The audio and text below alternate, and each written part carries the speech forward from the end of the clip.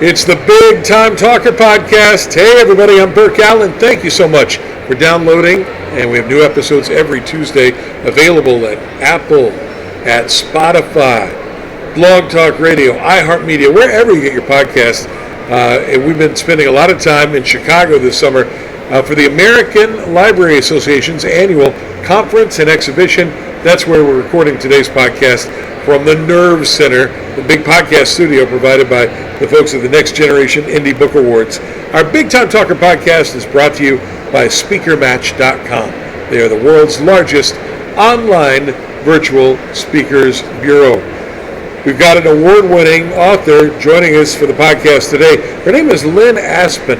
The book is called The Dreamtidings of a Disgruntled Starbeing. Life with a Psychopathic Brother. This sounds like serious stuff. It's called a quirky philosophical novel, and it is an award winner. The people who blurred the back of the book say they just loved reading your novel. I'm excited to read it too, and I'm also excited to have you in the studio. Linn, thanks for joining us. Well, thank you for having me. Where's home for you? Vermont. And did you grow up in New England? No, I grew up in the northern part of Sweden. Northern Sweden. How did you get to Vermont? Well, that's a very long story. Oh, tell me. No.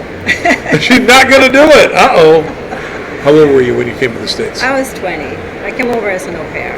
An au pair? An au pair, yes. Very good. Yes. This book, it's an interesting title, and they say that you can't judge a book by its cover, but what people do is look at the cover of a book, and then they decide whether they want to crack it open. This book makes you want to open it up and see what's happening. What inspired you to write this book? Your first one? Your first book? It's my first novel, yes. I was working as a hypnotherapist and Reiki master shamanic practitioner. So as a holistic practitioner, I came across a lot of people having different issues, and a lot of time came down to letting go of trauma, disappointments, heartache, or letting go and knowing how to deal with situations that they were in that were difficult. And so I was going to write a book to address those issues. And it was going to be a self-help book. Right. And then I was like, well, I don't actually like telling people what to do. It's not how I like to be. I don't like people telling me what to do. So it's not how I learn. And I thought, well, I have to do what works for me. And so I decided to make it a novel. That way you can just read it for the entertainment, or you can be inspired by it. So as soon as you crack the cover open, and we're talking to author Linn Aspen, who wrote The Dreamtidings of a Disgruntled Starbeing, it says this is a philosophical and metaphysical novel written in the visionary fiction genre. So you got to break that down for me. First of all, what does that mean? What is visionary fiction? So visionary fiction is a new genre. Okay. But the idea is probably the original genre. It embraces the spiritual and esoteric wisdom from the past, and then it assimilates and it makes it accessible for us today. Who's your target audience? Who do you want to read the book? Well, I think actually a lot of people my own age, people that do have things they want to understand better. Not that I explain things, but just to think about how people act, people that are difficult to deal with, how to keep your sense of self in those situations, how to move forward. But it's also, I think, for younger audience as well. Since this was your first one, and there are probably authors or wannabe authors who are listening now, lots of folks say, "Oh, I've got a book in me," or they've been told you have a very unique story. You should write that book.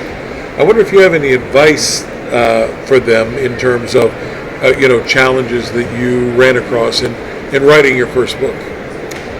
I think my biggest challenge was becoming an author. What do you mean by that? Managing my time.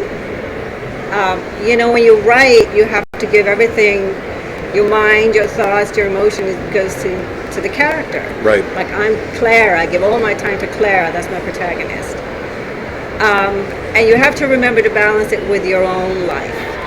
And not just your chores and your commitments, but have a date every day with yourself where you pay attention in the moment, you listen, you smell, you taste, you do what you enjoy. So you don't get lost and all of that in the other stories, so to speak. And also just the whole body to sit. Sometimes you get engrossed in your work and you're sitting there and it's 8 hours. And then you realize your shoulders. You kind of look up and go, wow, I can't believe I've been writing that long. Exactly. My husband would be out mowing the lawn coming in, and I'd be more tired than he is just by sitting. So just learning better habits, learning balance, and those kind of things. When you were doing your writing process, I know a lot of folks who are very prolific writers, like John Grisham, for example, who's written many, many very popular books, and he has a process where he actually keeps an office, and he goes in and has office hours, and then he leaves for lunch, and then he comes back and writes more in the afternoon.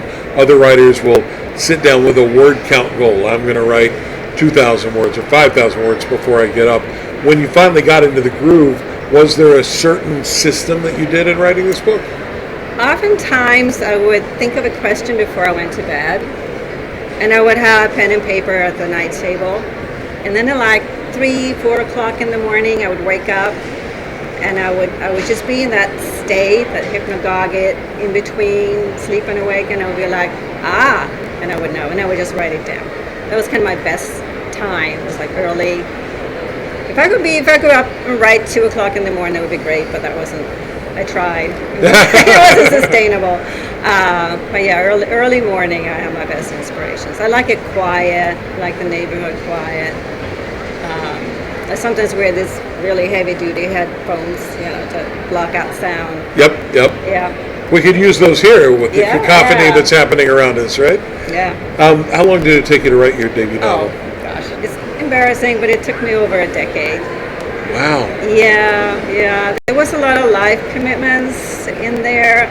And also, English is my second language.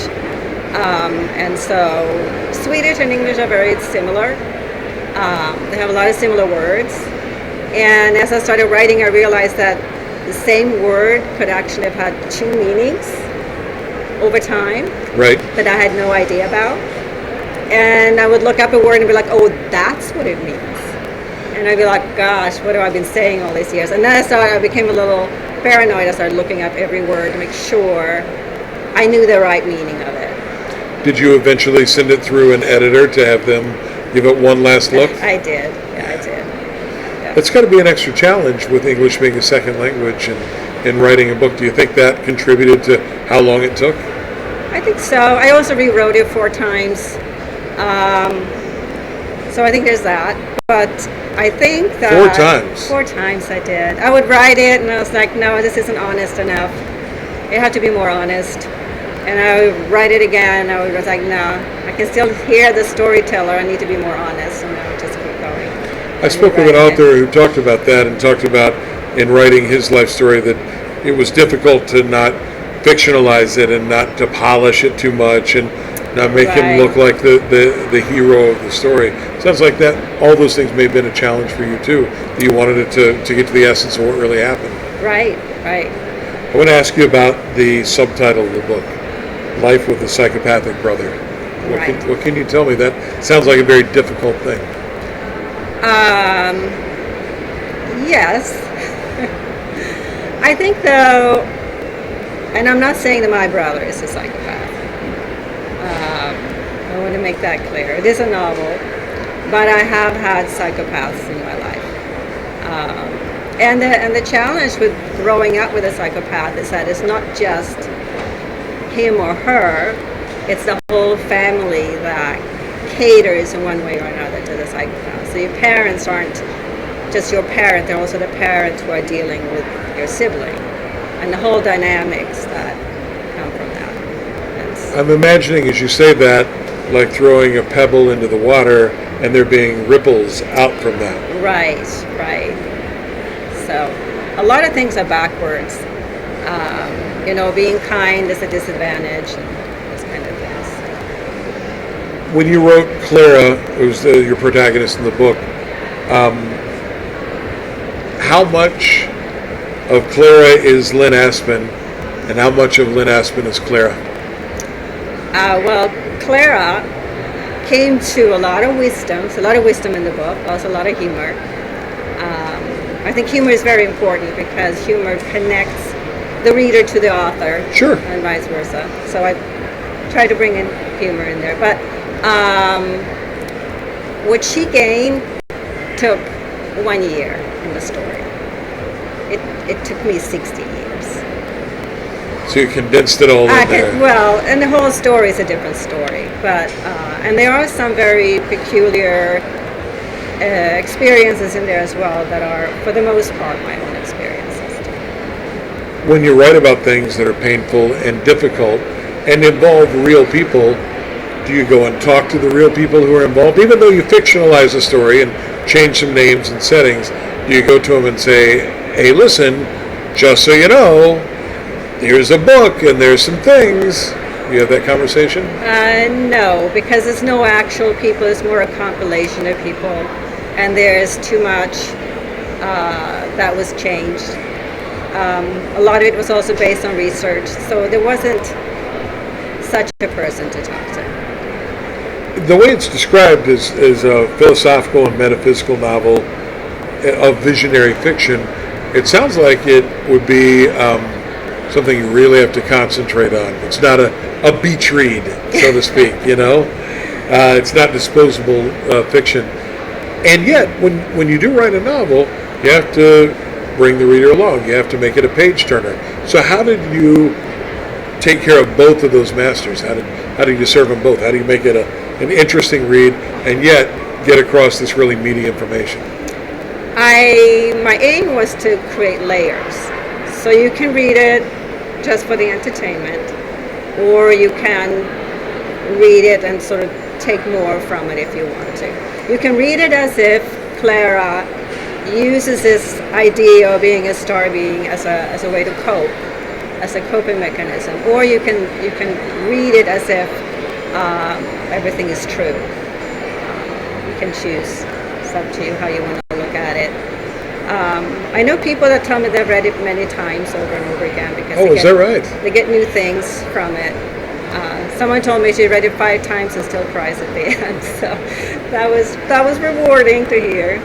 What's next for you? Are there going to be more books either in this series or different kinds of books? The first one took 10 years. I don't know that you want the next one to take another 10. No, I don't think another one would take that long.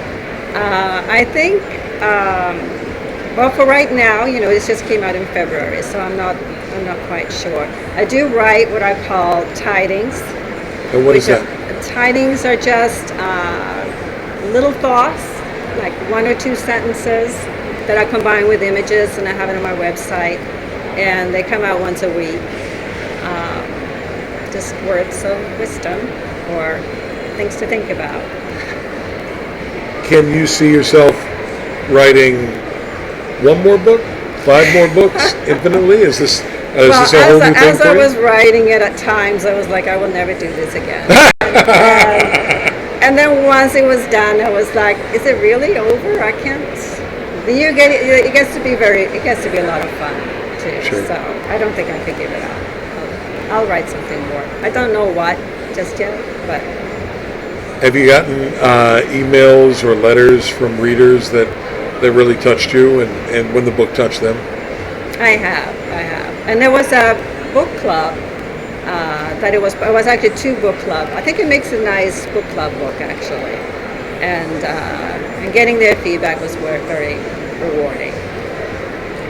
Lynn, I hope you're pleased that I made it through the entire interview without asking any questions about ABBA or meatballs. or Beyond Boy. Yeah, I left that one alone as well. Yeah. Thank you. You're welcome. Thank you for coming in. The Dreamtidings of a Disgruntled Starbeing is the book. Linn Aspen is the award-winning author, and congratulations. Gee whiz, a decade to write a book. That's like birthing a lot of babies. Thanks. Thank you so much for having me. You're welcome. If folks want to pick up the book, I'm sure it's available online. Yeah. Is there a website, social media? Can they look you up? Sure, linnaspen.com. And I should know it's Linn. Linn. And Aspen, like Colorado. It's a dramatic book cover. It'll jump right off the shelf. The Dreamtidings of a Disgruntled Starbeing from award-winning author Linn Aspen. Our guest today on the Big Time Talker podcast from Chicago and the American Library Association's huge convention at McCormick Place. For our show sponsor, SpeakerMatch.com, I'm Burke Allen. Thank you so much for listening. Remember, you can download new episodes of the podcast every Tuesday. Now, go out and make it a great day. Bye, everybody.